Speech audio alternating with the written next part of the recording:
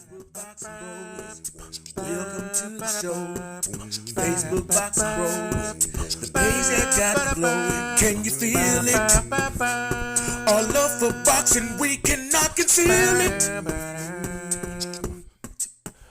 What's up, all my boxing bros and broettes? It's the BroHammer here, coming back at you with round 2 of Roy Jones Jr. versus Floyd Mayweather Jr. So in round 1, we discussed who had the better overall career. I came to the conclusion, looking at the resume, that Floyd Mayweather Jr. had the better overall career.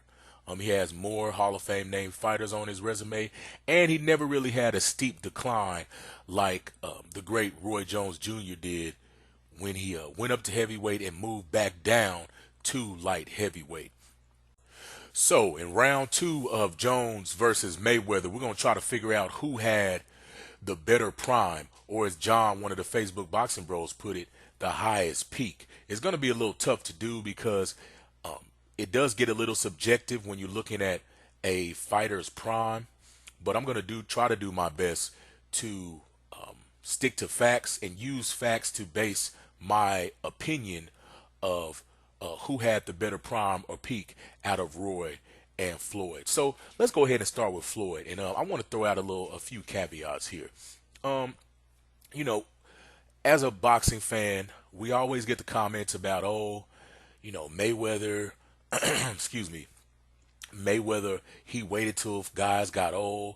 All the guys he fought that were good names were past their primes. Yada, yada, yada, yada. We've heard all of that ad nauseum. Okay, let's get some facts straight about Floyd Mayweather. All right. For one, let's talk about Oscar De La Hoya and Shane Mosley, because those are the two guys that a lot of people say Floyd waited until they got old to fight.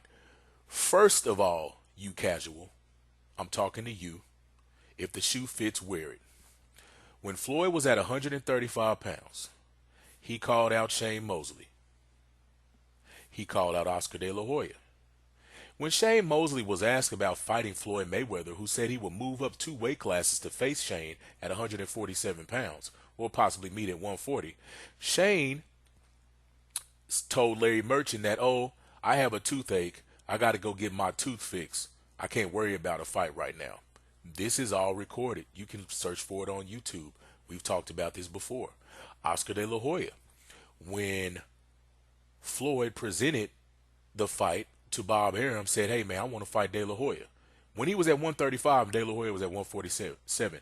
Bob Arum said, no, Floyd, that fight's not going to make any money. You can't fight De La Hoya, which is why Floyd Mayweather bought himself out of his top rank contract. He also asked for Miguel Cotto when they were both at 160 pounds. Bob Arum is quoted as saying, hell no, you are not going to fight Miguel Cotto. Why? Because Floyd would have beat the piss out of Miguel Cotto at 140 pounds. Okay, so we can throw all of those out the window, talking about Floyd waited until they got old for him to fight them. And to be honest, a lot of people seem to think that Floyd's prime, it was everlasting. And this is what I'm about to get into now to kind of determine where his prime was. Let's see. So Floyd started at his pro career at 130 pounds. He went to 135, 140, 147, and he fought in 154 pounds. He fought Cotto, De La Hoya, and Canelo, all at 154 pounds, or somewhere in between there. I know Canelo was a catchweight, 152, which Canelo said he would come to 150 to do, so they called him on his bluff. Hey, it is what it is. It's business, right? So Floyd fought in 5 different weight classes and won championships in 5 different weight classes. So where exactly was his prime? And the prime to me is where a fighter's physical abilities are at their height, or about as good as they could be, and his in-ring intelligence is just as high, or where they meet in the middle, basically. We all know Floyd has an extremely high ring IQ. So, in my opinion, I look at it like this. You want to see a prime Floyd Mayweather. He broke it down simply for you with the term in terms of his nickname. Pretty Boy Floyd is the prime Floyd Mayweather. The moment he switched to Money Mayweather, he was out of his prime. Okay? As Pretty Boy Floyd, he was more offensive, just as defensively responsible, and he was looking for knockouts. He was stopping guys. He was having exciting fights.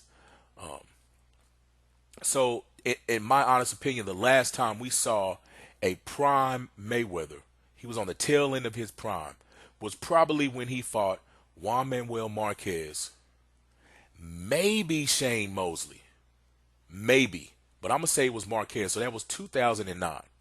So in all honesty, Floyd's prime lasted from, I want to say, maybe 98, 99 until 2009, something like that. So about 10 years. Who did he fight in that 10 years? Well, he fought Gennaro Hernandez.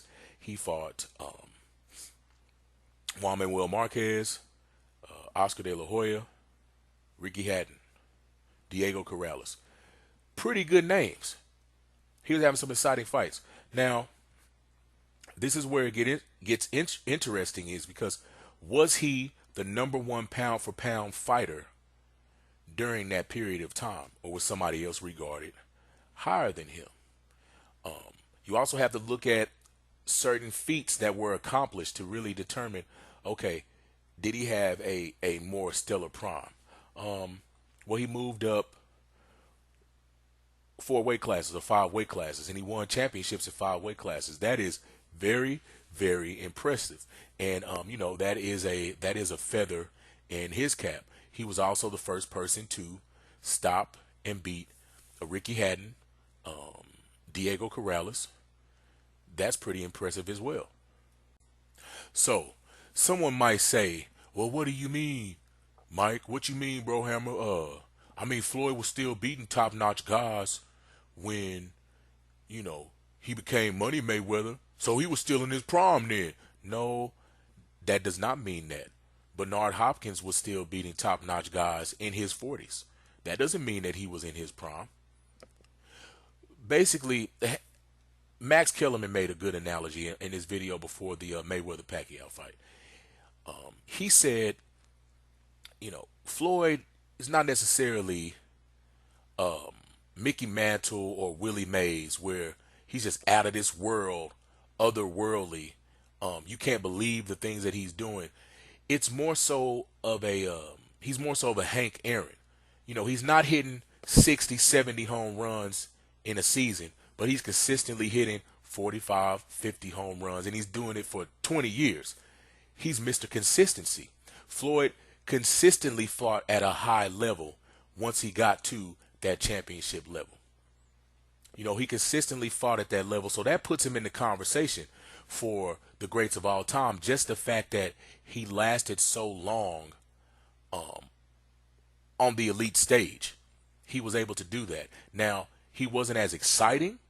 He had to switch up his style as his body broke down, but that's just a testament to the man's mind and his ring intelligence and his work ethic that he puts in the gym. A lot of people don't appreciate him for that, but that man is a beast in the gym. Always in shape, never abused his body. So that's the reason why people don't realize that Floyd Mayweather got old, or was getting old right before our eyes, because he was still beating guys that were younger than him, that were top guys. Even though he was slipping, if you watch closely, he was slipping. I mean, even when he fought Berto, I saw some shots that usually he would have landed that he missed. Honestly, a guy like Berto, 10 years previous to when they fought, Floyd would have knocked him out. He's there to be hit. But as you get older, it's harder to pull the trigger. But that's really a testament, like I said, to his intelligence, him being sharp, him keeping his body in shape. He's the Hank Aaron of boxing, as Max put it, because being consistent, hitting those 45, 50 home runs by the end of your career, you're the home run king. So that's how I look at Floyd. All right, so on to Roy Jones Jr. Pensacola in the house. No, man, I'm not even going to save it for the end. I'm gonna just spoil it right now. Roy had the better peak. He just did. He had the better peak. He had the better prime. From the time he beat James Toney until the time he was knocked out shockingly by Antonio Tarver in 2004 in the second round, it really wasn't a question who the number one pound for pound fighter in the world was. It was Roy Jones Jr. For 10 years, he was number one pound for pound. Who's fighting during this time? De La Hoya's fighting. Bernard Hopkins is fighting. Oscar De La Hoya is fighting. Felix Trinidad is fighting. You have some great guys, Hall of Fame legends fighting. But Roy was so ahead of the class for what he could do in the ring on any given night that he was pound for pound for 10 years straight. And he was also number one pound for pound while Floyd Mayweather was in his prime. Which, kind of leads to my Hank Aaron analogy. If Hank Aaron and Willie Mays are playing in the same season, during the same time, well, yeah, Willie Mays he's gonna be the number one guy, but the consistency of Hank Aaron, Willie Mays might have, his skills eroded, and Hank Aaron is still going, hitting those 45, 50 home runs. He's a home run king. Willie Mays only has 660, but hey, he's a say hey kid, right? So, Roy, starting at 160, or really he started at Canelo weight, I think it was like 155, and winning the heavyweight championship. It was against John Ruiz. I know you say, well, it was Ruiz. Look, man, boxing is not a game. You don't play boxing. You play other sports. And you step into a ring with a man that has a 33-pound weight advantage over you. I don't care, John Ruiz had a belt. He beat somebody. And he has a 33-pound weight advantage. He hits hard. He has knockouts at heavyweight. And Roy stepped in the ring, and he outclassed him and dominated him at 193 pounds on the scales. He may have been 200 when he stepped in the ring, maybe. So that is historic. It doesn't get any higher than that. Now, yes, Floyd is 50-0. That is historic as well, because now hopefully he'll stay that way. He'll lead the game alone and he'll retire with that 50-0. But to do something that hadn't been done in 100 years, I think that kind of tips the scales in Roy's favor. And then too, a lot of people say Roy didn't fight anybody at light heavyweight. Man, a lot of those guys he fought, well, some of them, they had one loss, were undefeated. They were the best guys available at light heavy and 168. He just made them look like scrubs. In fact, now this one guy that he should have fought, I can't think of his name right now. It was like Darius. I think he was Polish. He had a Polish last name. He was 48-0 or something like that, 46-0. Roy didn't fight him to become undisputed. But a guy he did beat and embarrass, Julio, Jesus Cesar Chavez, that was his name, I believe. He went on to beat that guy. So, he was fighting title holders. Clinton Woods was a title holder. Montel Griffin was a title holder. It wasn't like he was fighting scrubs. He was making these guys look like scrubs, like completely whitewashing and embarrassing them because of his superior God-given athletic ability. He was just that fast, that powerful, that quick on his feet, and his reflexes were that good.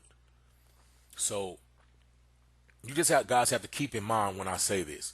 When we mean prime, what are we talking about? We're talking about who was better at their best when both guys were at their best. And Roy was better than Floyd Mayweather at his best. He just was. And honestly, I would be hard pressed.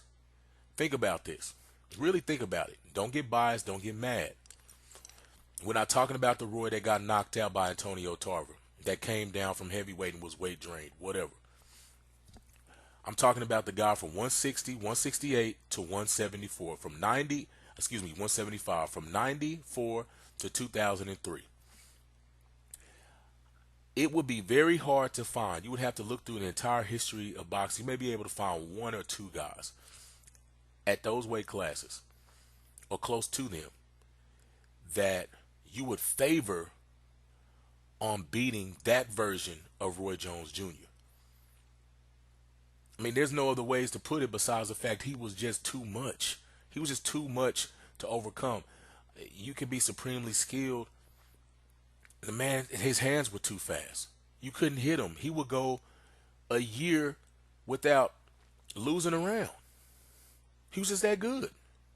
So, prime and career, two different things. Floyd gets it for his sustained excellence throughout his career.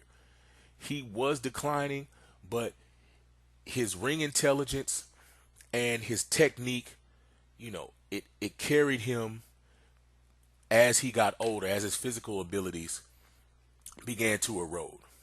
And the fact that he took care of his body. Roy relied mostly on his physical abilities, but man, when he had all of them, there was nobody better to do it. But yeah, guys, anyway, I mean, that's what I think. That's my opinion. Let me know what you think. Do you think Floyd had the better prime? We're talking about prime. Or do you think Roy had the better prime or the higher peak? As always, drop a comment in the comment section. Share, like, again, comment, and subscribe. It's the BroHammer signing out.